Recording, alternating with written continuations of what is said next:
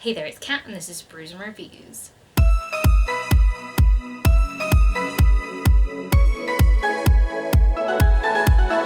So today I'm going to be talking about the most disappointing books that I read in 2020. Yes, I know that there has been some Twitter drama related to worst of lists. But you know what? As reviewers, we are allowed to talk about the books that we didn't like and why we didn't like them. Reviews are for readers, not for authors.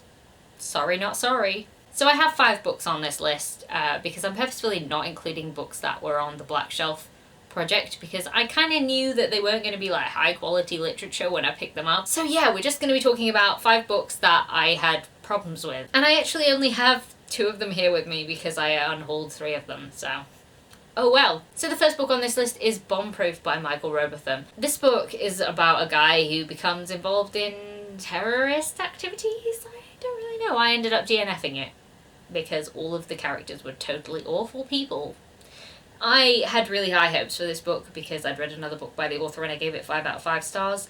I read this one and every person in it was just horrible. There were slurs like the N-word that was used by the main character, who's supposed to be more likable than like the other people in this somehow.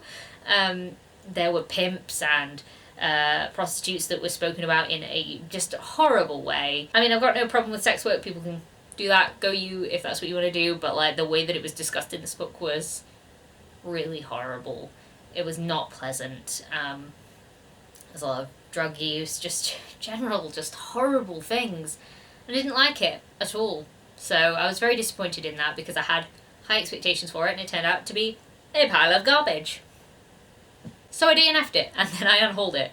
The next book on this list is Lady Midnight by Cassandra Clare. So this one requires a little bit of explanation because I don't think it is by any means a bad book. It just really wasn't for me, and I think I was quite disappointed in it because everyone had said, oh, wait till you get to the Dark Artifices, there's this fae in it, and you know me, I'm a sucker for fae. But I just don't think that I'm there for Cassandra Clare's writing anymore. I think I've sort of outgrown the angst, and I just didn't enjoy it. And it took so long to get to the point, much like me as I'm speaking right now, that I just didn't care anymore. And I got about halfway through the book, because it's so large as well, I just couldn't force myself to go through the teen angst anymore. I didn't care about any of the characters, because I think what perhaps got me through the other books is that I had started the Mortal Instruments a long time ago, so it was really easy to just carry on with a book where you already know the characters. But when you're trying to invest yourself in a new set of characters that you don't really care about and their problems which you also don't really care about, I just found it really difficult and I just couldn't get through it. So I was really disappointed by the fact that I was waiting for all the fae and I was like, this could be really great, and then it just wasn't for me. I know I'm quite an unpopular opinion there, but I just didn't enjoy it, so it was really disappointing for me, and I also DNF'd that one. The next book on this list is Play Dead by Angela Marsons, which was a book that I actually started off really enjoying. It is a crime thriller following a detective that I quite enjoyed. She was like alright. And then as the book carried on, there were some ableist things that were happening and some slurs based on disability that I didn't enjoy. And then, well, this is where it gets into spoiler territory. And I'm not going to hold the spoilers here because I did in my monthly wrap up, and you want to know why this was disappointing? Well, I actually want to tell you. So if you are planning on reading this book, then maybe don't listen to what I'm about to say. Or maybe do, because maybe it will stop you from reading it and having to put yourself through this.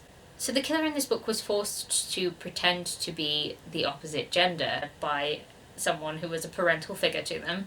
And they didn't know that there was anything wrong with that, so they thought they were supposed to be a girl. But it wasn't like done in a sort of this person is trans sort of way. It was just dealt with really, really horribly. And then they turned out to be a psychopath. And I feel like the way that it was dealt with was like, oh, look, trans people, psychopaths. And that is not at all the case. Like, it's completely mental. And it made me really uncomfortable. And I just instantly went like, no, I don't know. Why is this being sort of talked about like this? Because, like, I just know.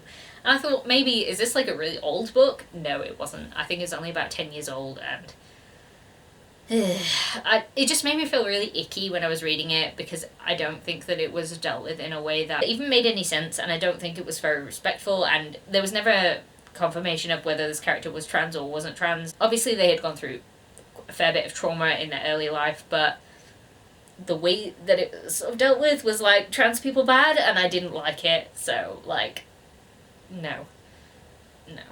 So the next book on this list is One Way by S.J. Morden. I read this as a buddy read with Kayla from Crack Into a Good Book, and we were both like, yeah, this sounds great, sounds really interesting, and it was mildly interesting, but kind of disappointing, to be honest with you. Half of this book is a training montage, and like, wow, I just wanted to see some people go to Mars and then there be a killer and like pick people off, but like, I was really disappointed with who the killer actually was and what actually ended up happening, because I was like, oh, alright, well, that was obvious. So, I don't know, I just found it really lackluster and disappointing, because it had such a good premise. People going to Mars, a murderer! It wasn't good, though. And the last book that features on this list of most disappointing books of 2020 is Wildcard by Marie Lu. Now, I know quite a lot of people didn't like the sequel as much as they liked the first book, and I am one of the people who are among this. I didn't give this a bad rating, I think I gave it 3 out of 5 stars. I think it just appears on this list because it was very disappointing. I had very high hopes for this book after reading the first one and really loving the first one, loving the competition element, and this one just kind of went in a completely different direction. To be honest, I could tell you what happens in the first book, and I've like blanked out half of this one because I just didn't care what was happening. Yeah, so I was very disappointed in this one. This is the sequel to Warcross, and that was like a competition-based virtual reality type game, which was a really cool premise. Maybe just, I could have just stopped after reading the first one and shouldn't have read the second one, because this was just not, didn't live up to it for me, and I was very disappointed.